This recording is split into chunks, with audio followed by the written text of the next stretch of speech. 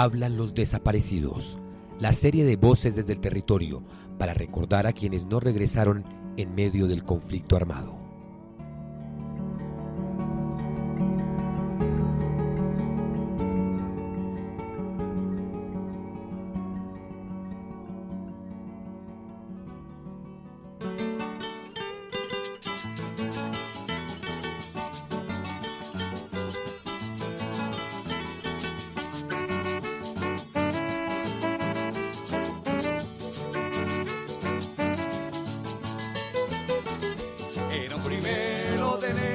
Del año 84 la gente lo celebraba, tomando chicha y masato. Fue nuestro hogar, fue saqueado por unos hombres armados, y como botín llevaron mi padre amado, y como botín llevaron mi padre amado. Ay, qué dolor tan grande, pero qué inmenso dolor. Ay, qué dolor tan grande, pero qué inmenso dolor. Porque la violencia absurda, huerfanitos nos dejó. Porque la violencia absurda, huerfanitos... Ese bambuco que escucharon cuenta la historia de cómo Marisol Coronado Parra perdió a su padre, Constantino Coronado Rodríguez, cuando tenía 11 años. Él se le escapó de las manos, mejor dicho, se lo quitaron. Fue en la madrugada del 1 de enero de 1984 en el Huila. Su hija escribió esta canción más de 30 años después de que sucedió este hecho, porque todavía tenía un duelo inconcluso. El arte le sirvió para sanar. Soy Beatriz Valdés y en este capítulo de Hablan los desaparecidos, de Voces desde el Territorio, el podcast de Colombia 2020 del Espectador, vamos a escuchar un cuento, canciones y apartes de una obra de teatro. Todas manifestaciones artísticas en las que se recuerda a los desaparecidos. Mi papá se llamaba Constantino Coronado Rodríguez. Y para mí, pues, la imagen que tengo de él era un hombre espectacular, un hombre muy consagrado a la familia y a los hijos especialmente. Y era un artesano. Marisol también es artesana. Dice que no sabe si por vocación o por la necesidad de recordarlo, pero la verdad es que nunca lo ha olvidado. Ella estaba con él cuando se lo llevaron. Yo era la segunda de 4 hermanos, entonces por esa razón pues yo era de las más grandes, entonces la que tenía más clara la situación, ¿no? Entonces obviamente el recuerdo está ahí latente, que difícilmente se puede superar. Eso ocurrió al amanecer del primero, y pues había mucha gente, la gente normal está festejando lo relacionado con el fin de año y luego lo de año nuevo. Estábamos en la casa, era una casa campesina, y nosotros vivíamos solos con mi papá, porque ellos se habían separado con mi mamá y se habían separado con él. Y entonces un día, esa madrugada, llegaron unas personas y pues venían a decir que nos portaban armas y le dijeron a mi papá que tenía que acompañarlos a un lugar. Entonces nosotros, pues lo normal, le dijimos que queríamos ir con él y ellos dijeron que no, que deberíamos quedarnos. Y mi papá nos dejó en la casa y pues fue con ellos y nunca más los vimos. Hicieron una brigada de búsqueda, pero después de un tiempo llegó una razón. Les dijeron que no lo buscaran más porque él estaba muerto y lo habían enterrado en algún lugar. Claro que no pararon, fueron a la fiscalía, pero los trámites judiciales finalmente los hicieron desistir. 31 años después, en 2015, a Marisol le llegó la noticia de la iniciativa Tocó Cantar, Travesía contra el Olvido, del Centro Nacional de Memoria Histórica. Entonces escribió su canción, que suena en la voz de Javier Espitia Marín. No hay razón que justifique desaparición forzada. Solo sé que a mi familia privaron de una persona amada. Solo sé que a mi familia privaron de una persona amada. Artesano de la vida, de sueños y de charadas. Fue padre y madre amoroso, yo no lo cambio por nada. Fue padre y madre amoroso, yo no lo cambio por nada. A más de 300 kilómetros de Marisol, en la localidad de Sumapaz, en Bogotá, estaba Carmenza López. Vivía en su finca con su esposo Guillermo y sus hijos. Su vida era tranquila hasta los años 90. Más o menos para los años 90 empezó a llegar la guerrilla de las FARC a la localidad. Pero ellos en un principio llegaron con el comentario que decían que ellos iban por ayudar a la comunidad, pero no, hicieron todo lo contrario. Poco a poco fueron, empezaron a llevarse los niños, empezaron a amenazar a la gente, a pedirles vacuna, ¿sí? Si no tenían, se llevaban los pequeños, los pocos semovientes que hubiesen en la finca, o si había comida, había que darle la comida. O sea, es una historia dura.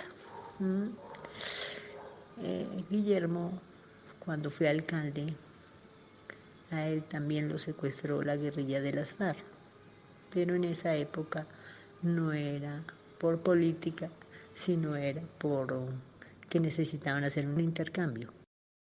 Guillermo salió de la localidad por esa razón, pero volvió varios años después.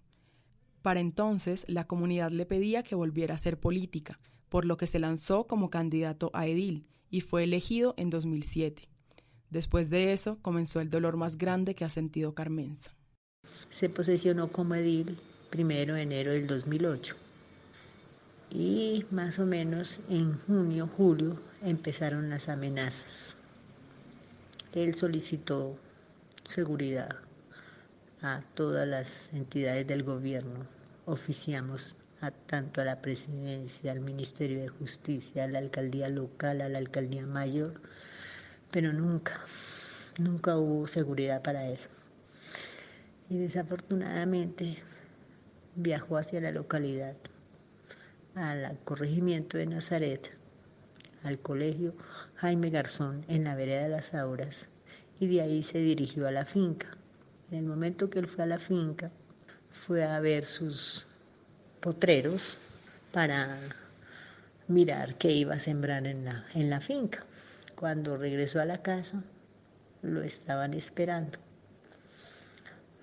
Al parecer, pues, la guerrilla de las FARC. Fue cuando lo secuestraron, lo golpearon y lo amarraron en el vehículo que iba él, que eso es de la alcaldía local. Apenas 2 meses después, Carmenza recibió una llamada. Le dijeron que habían encontrado el cuerpo de Guillermo. Más o menos como el 15, 11 de diciembre, llamaron que él se encontraba en un sitio que se llama las veredas de las Ánimas Altas, donde al parecer encontraron el cuerpo de él. Pero al encontrar el cuerpo de él, yo cuando lo recibí se me hizo muy extraño, porque una persona en un páramo como ese no desaparece en 20 días. Carmenza se fue de Sumapaz. Se desplazó a Bogotá y se llevó a sus hijos. La ausencia de su esposo es lo que más tiene presente. Por eso quiso tramitar su dolor, que sigue vivo, aunque hayan pasado 10 años. La Alta Consejería para las Víctimas de Bogotá invitó a escribir los cuentos de mi Sumapaz y ella se apuntó. Pensando en los conejitos del páramo, escribió un cuento para recordar a su Memo, pero sobre todo para que su regreso a la localidad no fuera tan difícil. Memo no está. He buscado entre frailejones y macollas. Vuelvo a la madriguera con la esperanza de encontrarlo al otro día. Mis hijos, Pepe, Manolo y Mono, ya están durmiendo, veo que respiran tranquilos y a veces mueven un poco las colitas. Somos una familia de conejos de Sumapaz. Vivimos en una madriguera muy grande, rodeada de muchos conejitos y ubicada en una zona de reserva natural. Un sitio hermoso, lleno de mucho musgo de páramo y diferentes clases de plantas. Bueno, vivíamos, porque sin Memo todo cambió. Ya han pasado los años, pero siempre recuerdo ese día. Menchi, voy a revisar los cultivos. Nos vemos en la tarde. Ten mucho cuidado con los depredadores. No dejes que te sigan. puedes correr riesgo. Mis conejitos estaban muy mal acostumbrados por Memo, su papá. Ellos siempre estaban disfrutando los mejores sitios de su páramo, de la mejor comida, es decir, tenían su bienestar garantizado. Ahora vivimos en otra madriguera, porque un día llegaron unas aves muy grandes que se lo llevaron y no lo volvimos a ver. ¿Por qué se lo llevaron? Mamá, ¿mi papá va a volver? Mamá, ¿dónde está mi papá? ¿Sí lo dejan dormir? Mamá, pregunta Manolo, ¿qué? ¿Qué estará pensando nuestro padre? Doña Menche, ¿y usted qué va a hacer? Por un tiempo solo hubo preguntas y preguntas, pero yo quería respuestas. Memo era experto en excavar y le ayudaba a los demás conejos de la comunidad a hacer sus madrigueras. Recuerdo que un día excavó y pasaban las horas y seguía excavando.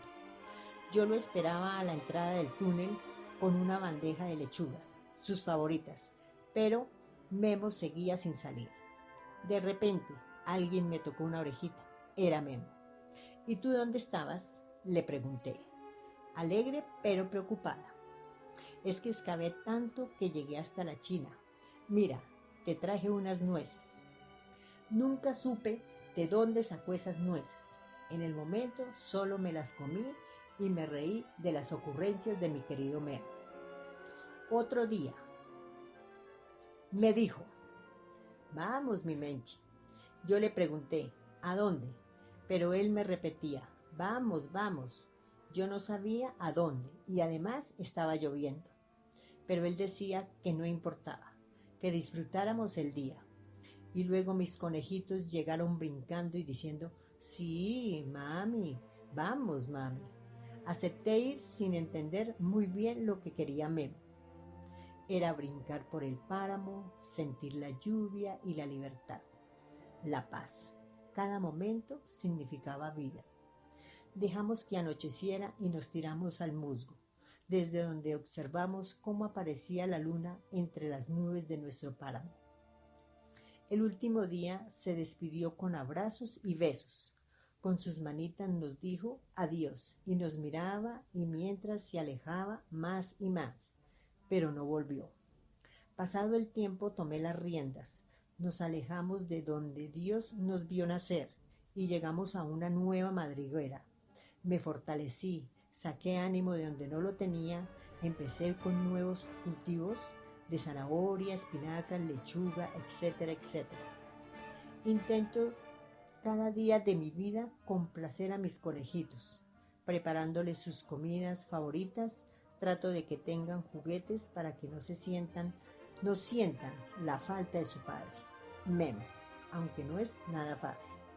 Yo sigo esperándolo con la bandeja de lechugas que tanto le gustaba. Gracias. ¿Pero para qué le servía escribir? Poco a poco me fueron saliendo las palabras de lo que yo sentía, de lo que recordaba. Y así fui escribiendo. Borraba algunas cosas, volvía y escribía. Pensaba que estaba mal. Escribía varias cosas, luego las unía y poco a poco fue el resultado de este cuento. Muy difícil. Para mí todavía es algo muy duro, pero lo pude hacer y esto me ayudó a fortalecerme.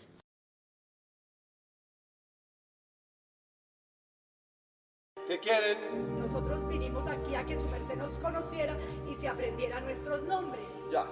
Se vinieron desde la selva, desde la puta mierda, para que yo les vea sus caritas y me aprenda sus nombres. Sí. Mire, mi nombre es Alegría de Sosa. Mire, él es Granado Sosa. Sí, Granado, sí. Y él se llama Jerónimo Sosa, él es hermano viejito. Y ella se llama Marinda Sosa, pero le dicen Mara. Ella me conoce, mamá. ¿Podríamos ir? ¡Váyanse! Diga nuestros nombres. Un poquito de compasión, por favor. Me puse sus zapatos. ¿Qué mierdas es lo que quiere? Ay, otra vez. Es que tiene problemas de memoria. ¡No! Por favor, diga nuestros nombres y dónde estamos enterrados. ¡No puedo! Para no seguir matándonos todos los días por no ser nadie. Esas son las voces de Granados, Jerónimo, Marinda y Alegría, la familia Sosa, una familia campesina colombiana asesinada y desaparecida por Salvo Castelo, un paramilitar.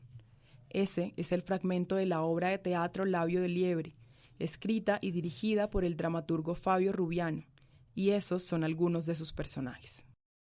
En Labio de Liebre, Rubiano interpreta al exparamilitar que está pagando su condena en un frío país.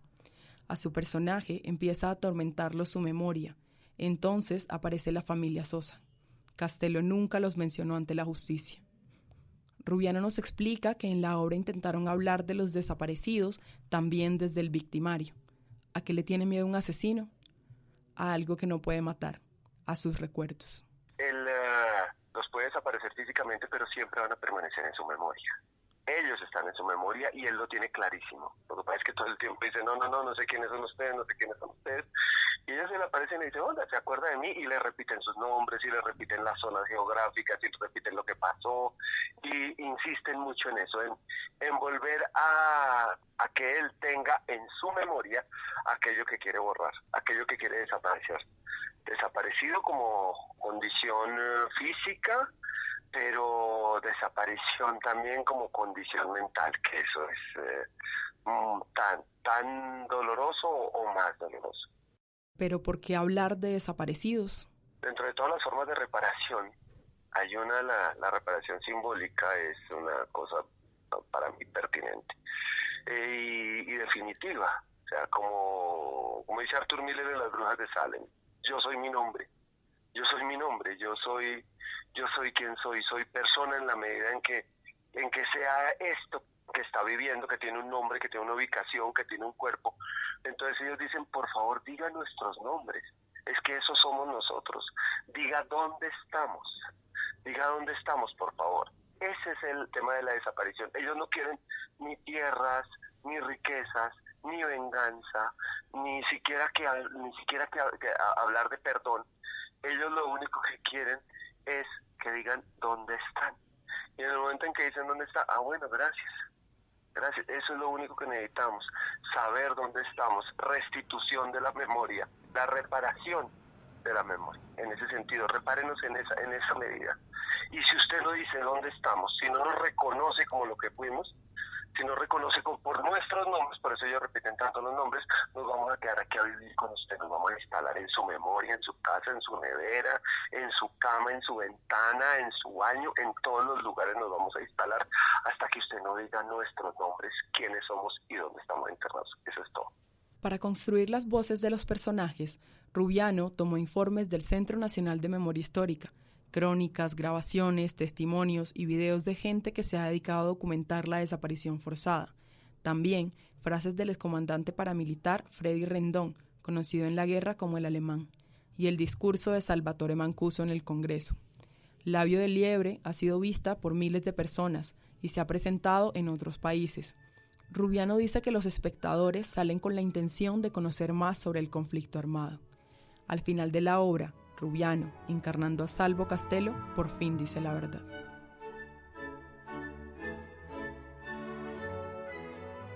Los nombres de Constantino Coronado, Guillermo Alberto Leal y de los más de 85.000 desaparecidos que hay en Colombia, según el Observatorio del Centro Nacional de Memoria Histórica, siguen presentes en la memoria de sus familias. Carmenza decidió recordar a su esposo como un conejito en el páramo. Marisol recordó a su padre como un bambuco, y Fabio Rubiano representó a una familia campesina. El dolor que dejaron nunca va a cesar, pero el arte les devolvió la posibilidad de nombrarlos, traerlos del recuerdo para volver sus historias eternas.